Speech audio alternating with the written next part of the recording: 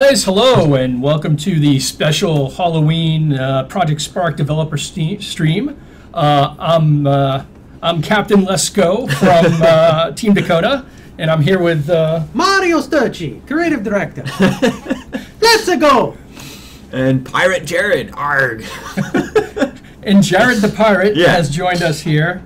Somebody had a really great idea to make us wear costumes. Who would have done that? Yeah, I can't imagine. On one of our streams. It's a me. So here we are. Guy. So today, what we're gonna focus on today is we want to show character customization. Mamma mia! At least as much as we can, and it's something we know everybody's been asking about a lot. And we're gonna kind of show that, and we figured it'd be fun to kind of try to dress them up in various costumes. We'll take some suggestions from the community. We have some ideas our own that we want to do, but we'll see what you guys say. And we'll test it out. And then what else? This is the most random collection of costumes possibly ever. I think it's a perfect theme. If this was a bar joke, it would be the Grim Reaper, a pirate, a Mario, and a military guy walks into a bar. Yeah, absolutely. No, I mean this is all I got. All right, that's it. You've seen enough of us, so I'm going to change the view here.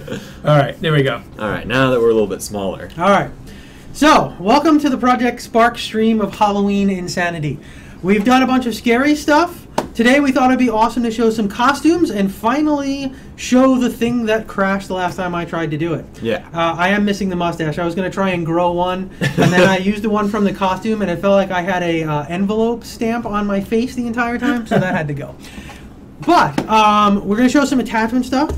We're going to show some character customization stuff, and we're going to try and build some fun costumes. Jared here has already done some cool stuff with our world.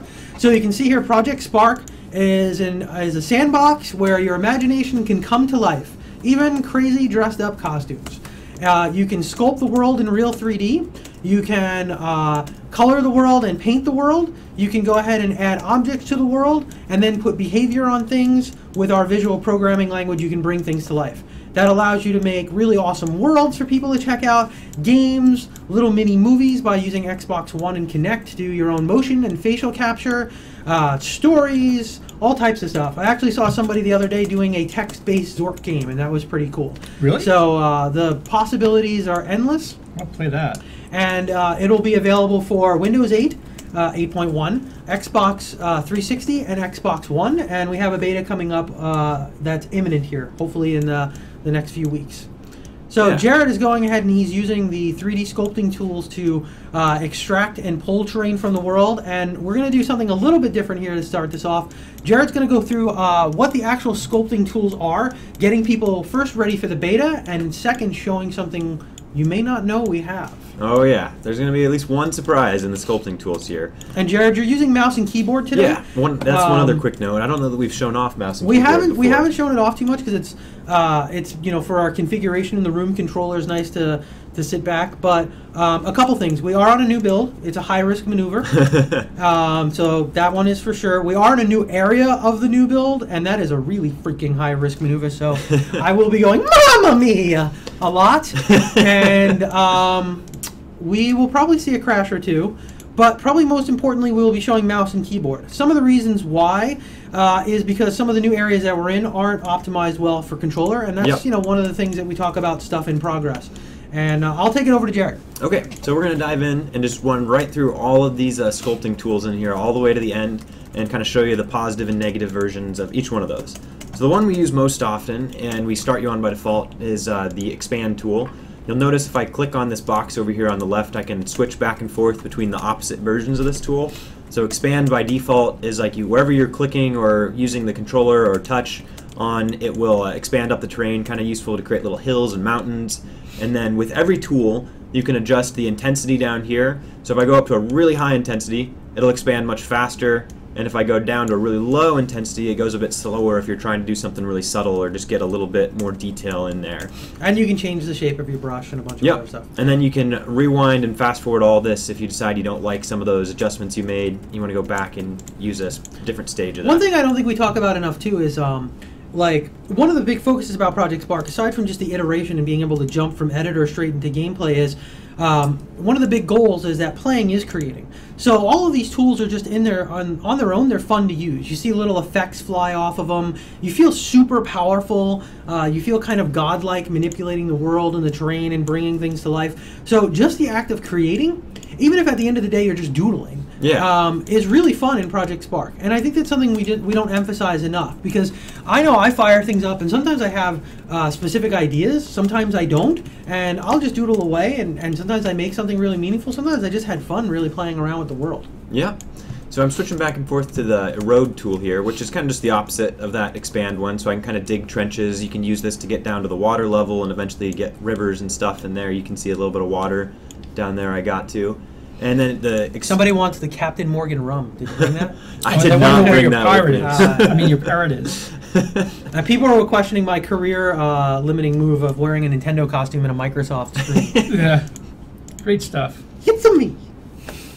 Yeah, okay. I'm distracted now. I used to work for Nintendo. I get a little bit of a free pass there, Yeah, right? free pass with that. Okay. So that's expand and erode. I can change the brush shape, so I can do that with a square brush here, create kind of square holes. A couple things too that you're probably seeing more now because our mouse and keyboard is the faint area of the cursor is actually sort of the shape, but the actual intense area, and that actually changes on your intensity, that's where you're going to be manipulating. So you've got a really good 3D view into like exactly what you're editing. You can see it conforms to the surface. If I had like opposable fingers, that would be easier to articulate. Opposable thumbs. But you can see it actually conforming to the surface.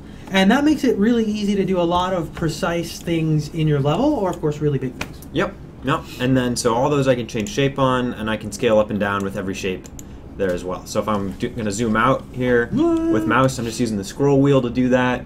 And then if you carve like a little triangle there, you get a Pac-Man. Where at? Oh, down. So go down to a road, you're saying? Create like a Pac-Man river? Is there a way to make a perfect circle or a square? Yes. We'll get to we'll show that. Let's get to the next tool. Good segue to move on then. So add and subtract are a little bit more I don't know, concrete actions, like very because specific. they're actually filling in that area. So they're not taking something from the terrain and like stretching it or pulling it. They're actually adding terrain. Now we have a voxel-based rendering engine. So what you're doing is you're actually adding voxels and removing voxels into the space.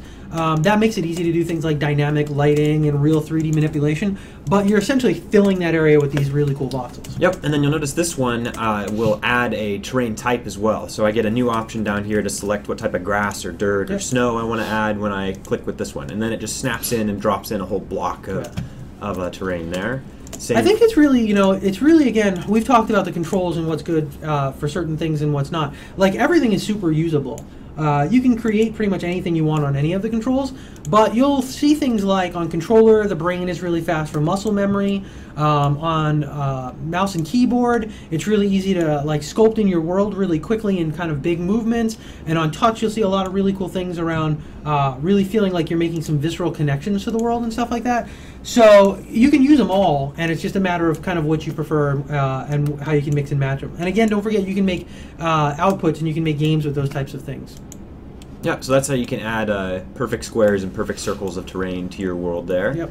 So yeah, you can do a bunch of things like snap to grid. You can build on specific axes. Jared maybe can show it by clicking it. You can actually put in a planer when you're in the add mode. So you can actually put in this 3D grid. Let me get a really tiny brush to kind of show that off. I can like write my name in the sky or something with that. Oh, we're really hoping that November. You all right? There we go. I think it's all the Mario. Now you know who made this level. I like signed it your for mustache it. there. Yeah, it's true.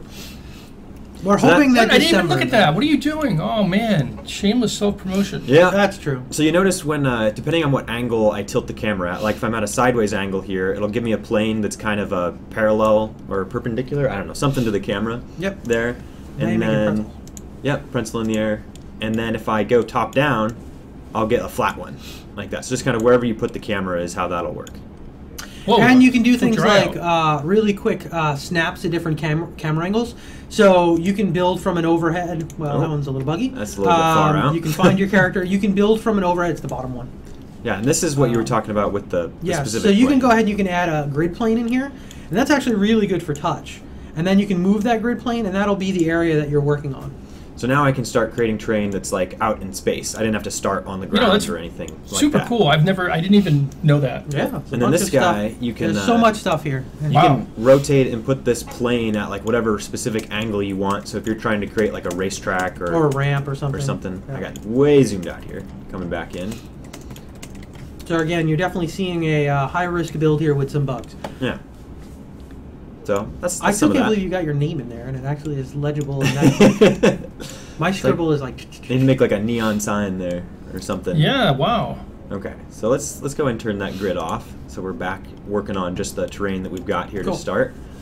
And So that was our add and subtract. And again, you can do just like you did add, but you can subtract. Yep. So I was doing a little bit of that to kind of carve out this the space there. But yeah, you can do add and subtract, both versions there. And then we'll jump over the next tool, smooth and roughen. It's kind of useful for, like I roughened all this terrain up a little bit to give it a little bit more natural feel. So if I go in here. And I actually really like this. I was building a mountain that you ran around. I don't know why I would do that with like a bomb guy at the top. But I was building a mountain you would run around, and then I was using smoothing to like build the ramps and the playable area and sort of the paths through them. So there's a lot of stuff you can do with smoothing in general. Right. The artists use smoothing and roughen to do some amazing things that like I've never even thought of around like actually organically shaping their structures and stuff, which is really cool. I don't know if you've seen some of the stuff Chris has done on the stream. They're amazing. All right, I'm going to switch back over to smooth and kind of make that smooth out so you can kind of watch what happens over time. And that's some of the stuff we talk about just trying to make it fun to be able to edit and create stuff. Like, it's just cool to watch the material and the terrain do that. You're starting to look like you got a Dinosaur or something? Yeah, exactly. A brontosaurus or something. Yeah, and then this one, it's really handy, like what intensity And you'll notice the cursor got much brighter with the intensity turned up. Yeah. So if I go way down, you can see that brightness go up and down with that. And then that really affects this brush. It's really kind of useful to know about how you want to use your intensity with roughen and smooth here. You can make a nice shiny smooth level there. Okay. So now we're coming up on my favorite.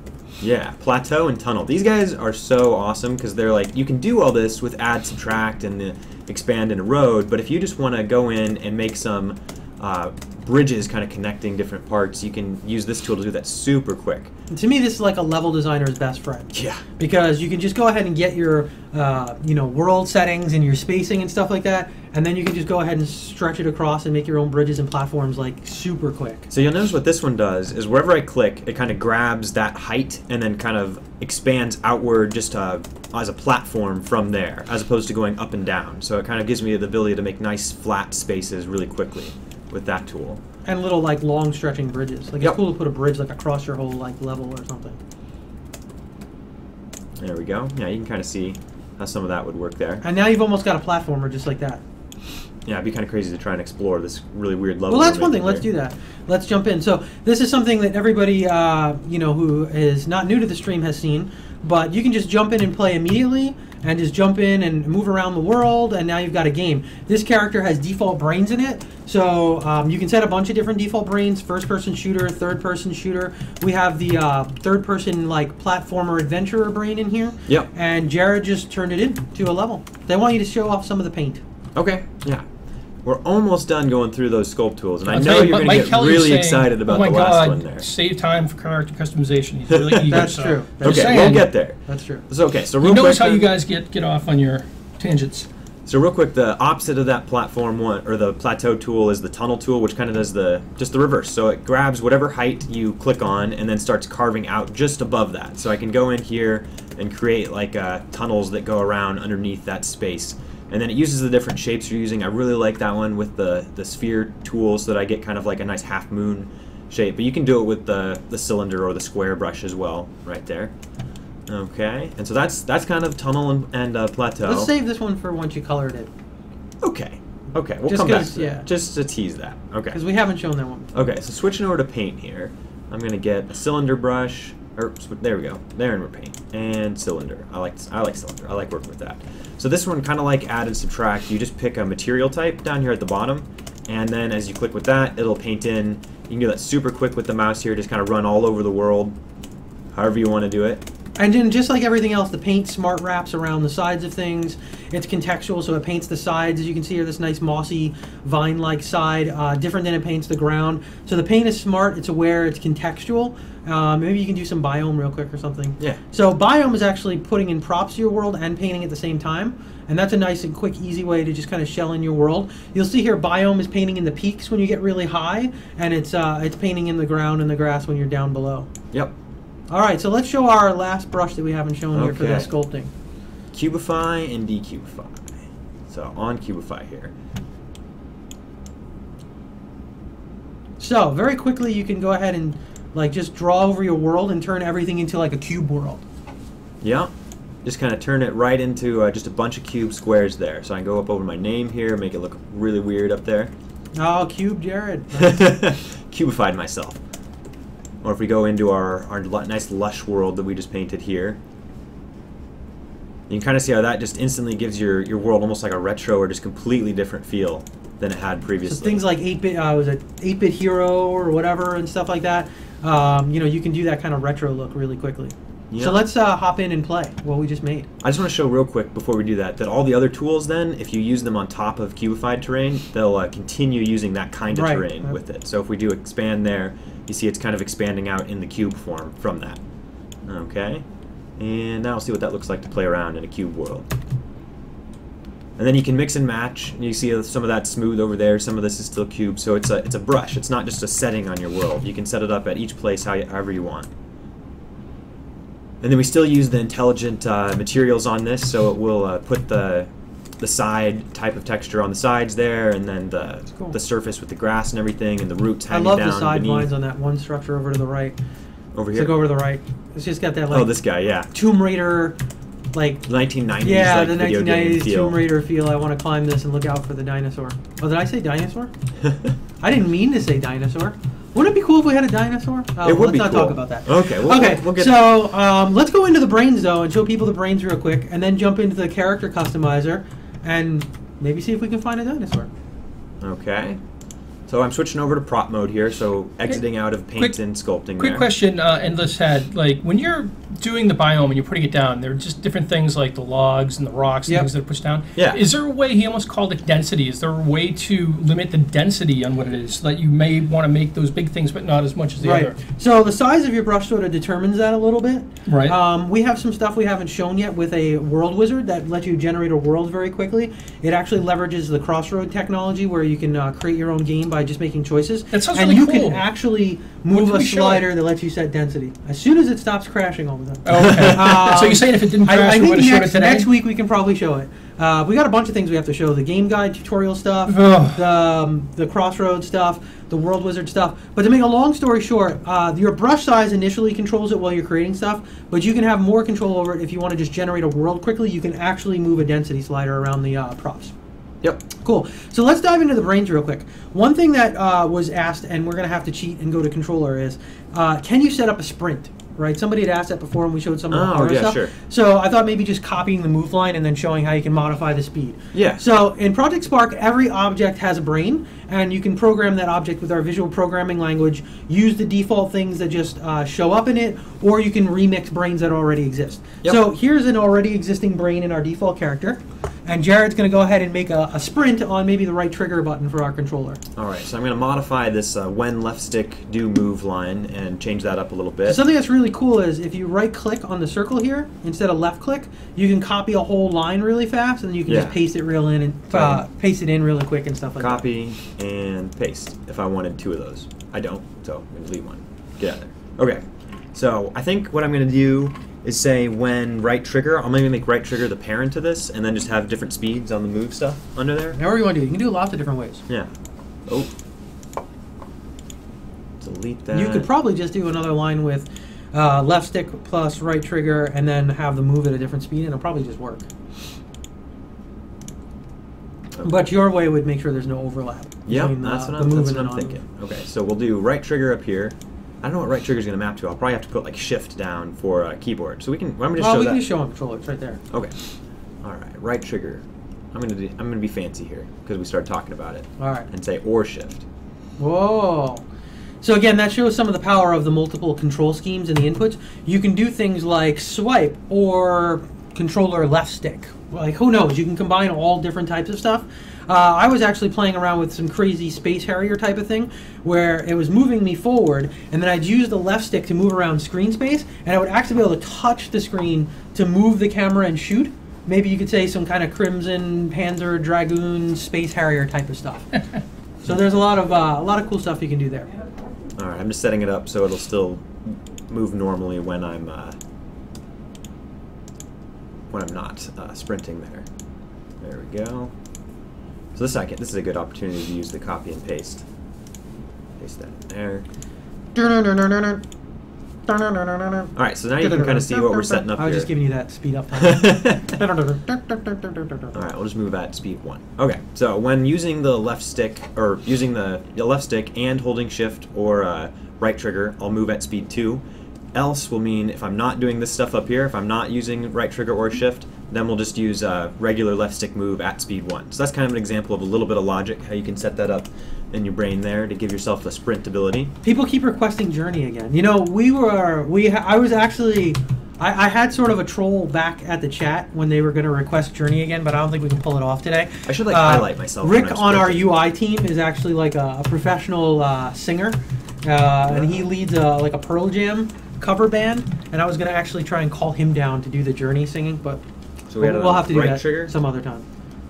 So there we go. So when you're moving, you get that speed, and then right trigger, you get the sprint. So that's that kind of regular speed there, and then sprint. Cool. And then, of course, you can set those to any variance you want. And Right, just you change can the have it 1.5 speed instead of 2. Maybe this is a little fast, or if you want like a super sprint. And then you can set up timers up so there's like cooldowns and you get exhausted or different things like that if you want to go super deep into it. That's cool. All right, so that's we should maybe save this world out. Or actually, we can rebuild it real quick if we had like a dinosaur invade later or something. That big Jared name up there. That's true. That's true. All right, so should we dive into some of the character customization? Yeah. Okay. Yeah, before back Mike to Kelly kills us. Mouse and keyboard. All right. I want to make sure we got to all this stuff. All right. I'm going to move this guy up on top of the stuff there so it's a little easier to see. If you want to flatten the land too or something. Yeah. This will work. Okay. So we got our character here. Oh, that's kind of a He's bad colliding camera with angle. something. I've got Can you a tree that's differentiate getting between left and right shift and brains? Yep. Yes, you can. left and right shift. I'd have to. wait. Actually, that's a good question. I think Windows treats left and right shift as the same key. Yeah, so you that actually might not be able to. You're right. That's a Why don't we go look at it? specific and good question. Just dive in real quick. All right, brain. Way to blame the platform, guys. I saw that. Oh, yeah. All right. Hey, no, that's not intended. Okay, so I want to get another ore in here. And Yeah, I don't think you can, actually. That's a good point. so I know I hit I left immediately shift said before. yes because I'm like, you can pick any key you want. Now, They're showing up the same, They're so I'm showing up the assuming same. they are the same. Yeah. I'd have to build a delete kind the of other one and see. complicated brain to test this out for real. Just delete the other one and see if they both work. All right. Can you change the cube size? Which cube? Or The is it- Cubify world cube size? I mean, you would have to kind of craft it to have. That's the smallest cube right there, I Right. believe. So you could craft Yeah. it with larger cubes, like with very specific brush detail. But by default, yeah, this is the size of the cubes. We also have block objects, and you could put block objects in your world too. So. Yep. All right, so that's working with left shift. Yeah, it doesn't look like and you with can right. separate. Yeah, I think so they you just can't gotta get separate 'em. merged together. That's a good one to log, though, potentially, if it's possible. Go back and ask. them. Okay, so one of the things you'll see here that's new around the character is the little running, jumping icon guy on the This bottom thing right. down here. So when you click something on mouse and keyboard, you get this contextual area around the character. And Jared's going to start off by digging into some of the character customization and hopefully Right. putting on a shirt. So like you noticed when I was going into the brain before I was hitting that, I can go into general properties with little gears down there, and then this is the character studio, as we call it. Yes, you can. One of the properties of adding terrain is that you can add it with Cubify. So the stuff that you've seen around the bridging and creating stuff underneath your feet, Yep. you can just go ahead and do that. All right, so we're gonna. What do you want me to go into first? Clothing or character? Let's do the character. Let's make something real quick. So let's show this by making something. All right, so you can tell there's still some stuff, some icons we're working on getting. Let's in do here. our zombie. Okay. Now, one of the things we found out just before going live, we talked about that this is a build that has no nets here, is unfortunately you can color the body, but it doesn't stick after we go back from edit. So that's something we've got to fix, and unfortunately, it's going to Well, happen something here. that is already fixed. We're just not using Yeah. the build that's Right. This fixed it. build's yes. about a what is it, like a week It's old about or a so? week old. Yeah. You're not convinced that it's fixed in the new build? No, I'm not. It might be fixed, but I'm other not. things. It might be fixed. So let's say it might be fixed. All right, so we want kind of like a dark green or something for our zombie. Yeah, let's do like, or maybe like a purple. A purple zombie. Make them really evil. Okay. Look like dead flesh. Like a gray purple. Something. Yeah, something like that. There we go. Yeah, like that. That's kind of what you want. That sounds good. Okay. Then we'll go in from there, back up a little bit. Okay, I'm on the head here, so let's make those eyes look super evil. Yeah. Eyeball. Putting them red was awesome. Look at that. Yeah. And then. You gotta hit the check. Yeah. No, it's. I guess you don't. It seems like it's saving. Iris, he's got blue eyes by default. Such a pretty guy. We're gonna make those like just black. They say it looks like a zombie. That's Yeah, what we're trying go to do. for That's it. the point. Okay, and then we want to like take off his hair, maybe like that's all falling out or something. Maybe. So, no hair. Oh wait, his eyes got reset. So that's Oh man. that's you get the idea of where we're going with all this stuff. But I might not have hit the save button or something specific there, like Henry was trying to hint that I should do. I think it actually just reset. Hey, you lost your certain eyes. Modes. Yeah, that's what we were just saying. Okay, Oh, try sorry, I don't one pay more attention to time. the stream. Yeah, what are you doing over there, Mike? Why are you playing Okay. Guild Wars? Hey, you know, I gotta level up. All right, we're gonna do some the zombies. Is zombie gonna have any clothing? I hope so. You can take off his boots maybe and just have like Yeah, his, zombies don't maybe wear like shoes. tather up his pants and See color what his other pants or something. we've got there. Which pants look most like zombie pants? Probably that one? These ones, yeah. Okay. So keep in mind this is some of the items and some of the objects you'll be able to customize. There'll be more options, new faces. The faces are still work in progress. The art team would definitely want me to make sure I specify that. One of the really cool things about the faces is we've done some new media preview stuff in San Francisco just recently, and we're showing some of the new and improved facial animation capture with Kinect. So you can see how articulated the faces are, and hopefully we'll see some of that soon in some of the And I guess media. that went well. I mean, I heard a little bit about it, but Yeah, it sounds like. I mean, we don't know until the press comes out as like what stories and where. and we don't know when. and Maybe stuff. sometime next week. Probably next week, yeah. Yeah, keep an eye out next week to start seeing some press about that stuff, and then Right. once So that let's comes out, we'll be able to slow him talk more down. about it on our stream as well. So let's like force him into a walk or something. Okay. So one of the cool things too about Xbox One Kinect, we lost our skin color. Yeah, yeah, we knew that was is gonna that happen. you can capture your own motions. So you could do some of your own kind of zombie things and stuff like that. And you can capture your own voice. So you can do things like brains or whatever you want to do. Okay, so you want me to go in and put like a slow movement on his brain Yeah. here? So I'll just say when not sprinting, we'll move at like 0.5 speed or 0.25. Okay. So there we go. Just doing some character customization. We've got to start around a zombie. Can you type in color codes to get specific colors? I think so. Yes, there are two ways to do it. If you look, you can use, Let's change his pants I color. forget the actual technical terminology around it, but you can use the RGB, Yeah. or you can do the HSV, which I forget what that stands for. Yep. Don't So remember. you can use two different types of things to type in your color codes. We are also thinking for post-beta a way to take a color from one thing and then just copy it over to another, Yep. and for a way to Oh. have some presets on those colors. That'd be cool. Yep. You know, I was trying to ask the They might know. hue saturation, value. I was trying to There we go. ask them so I Bright could say yellow. it and Yeah. sound smart, but you had to look up and read chat. There we go. Can you get away with anything these days? Right, blue pants. No, just like when you mocked me in the other chat, I just happened to look up. rainbow pants. So, All right, what do we want to do next? Let's grab another character. all right. How about let's do our angel. Okay. Our yeah, angel's going to show some cool stuff because it'll dive into the attachments. So as you can see, as a quick recap, you can color tons of different areas around the character. You can customize individual areas within the items and the clothing, put on different type of clothing and stuff like that, different headwear, different boots, different shoes. Lots and lots of character customization stuff. More options coming in. We are an evolving sort of service as we go, so you'll see lots and lots of stuff coming in as we go. A bunch of people keep asking about the animations. You can record your own with Kinect, and there'll be things like content packs with different animations if you want some specific ones and Yeah, stuff like different that. weapons kind of have like different default animations that come with them. Yeah, just naturally on board the weapon. Yeah, I can show that off right here because you can just Yeah, equip so a this weapon. is something really cool. Is you can snap weapons very easily into the hand here. Yep. So you see like a sword and an axe kind of have this like horizontal slash, but I know if I get like the knife here has a different type of attack Oh, animation. it's got like a little spin. Yeah, that comes with it there. Like obviously I don't know like, if anybody wants to see Mario shanking. obviously like crossbows and bows have their own like kind of unique like fire animations. And then I Yeah. don't see any of the hammers in this one, so for some reason those aren't showing up. But those are in some of our other streams where we dropped in the blacksmith hammer and some other stuff there. All right, what I was trying to make Angel here is what we were thinking All right. about. So I got my little angel helmet thing going there. That's cool. So So let's. and then we're going to do some attach some Yeah, objects there, let's do add it. to it.